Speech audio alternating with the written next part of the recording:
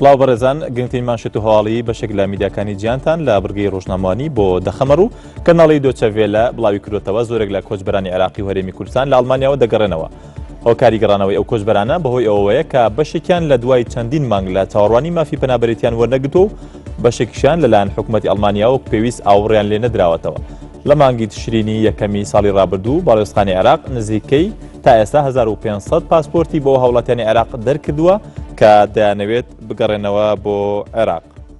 ڕۆژنامەی نیویۆرک تایمز ئەمریکی بڵاوی کردوتەوە سەرچاوێک لە وەزارەتی بەرگری ئەمریکا ڕایگەاندووە حەیدەر عەبادی سەرۆکوەزیرانی عێراق هەفتەی ڕابردوو بە شێوەیەکی تایبەت داوای لە وەزیری بەرگری ئەمریکا کردووە کە هاوکاری زیاتری عێراق بکەن بۆ مەشق و ڕاهێنانی ئەو پۆلیسە عێراقیانەی ناوچە کۆنتڕۆڵکراوەکانی ژێردەستی داعش دەپارێزن.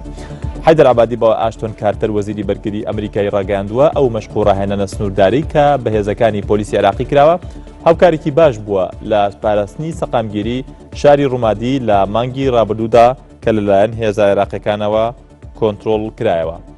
لە ماڵپەڕی گاردیانی بەریتانی بڵاوکراوەتەوە دەیڤد کامێرۆن سەرۆکوەزیرانی بەریتانیا پلانی وەرگرتنی هەزاران منداڵی بێسەرپەرشت و تەنیای هەیە لە ماوەی چەند هەفتەی داهاتوودا وەکو پەنابەر لە وڵاتی بەریتانیا. ئەمەش دوای ئەوە دێت کە فشارەکان لەسەر وەزیرانی بەریتانیا زیاد دەبێت بەهۆی زیادبوونی ژمارەی منداڵان و مێردمنداڵانی بێسەرپەرشت بۆ بەریتانیا. پێشبینی دەکرێت بەریتانیا 3000 منداڵ و مێردمنداڵی بێسەرپەرشت وەربگرێت کە ڕوویان لە وڵاتانی ئەوروپا بە تایبەت بەریتانیا کردووە.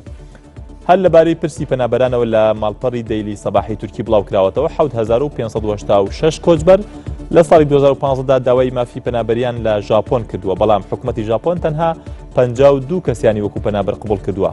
بەشێک لەو پەنابەرانی قبولیش کراون کۆچبەرانی ساڵانی ڕابردوو بوون.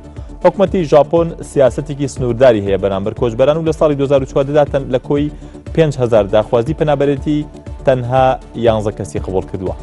بەرگەی ڕۆژنامەوانی پێشکەشکردن کاتێکی خۆش.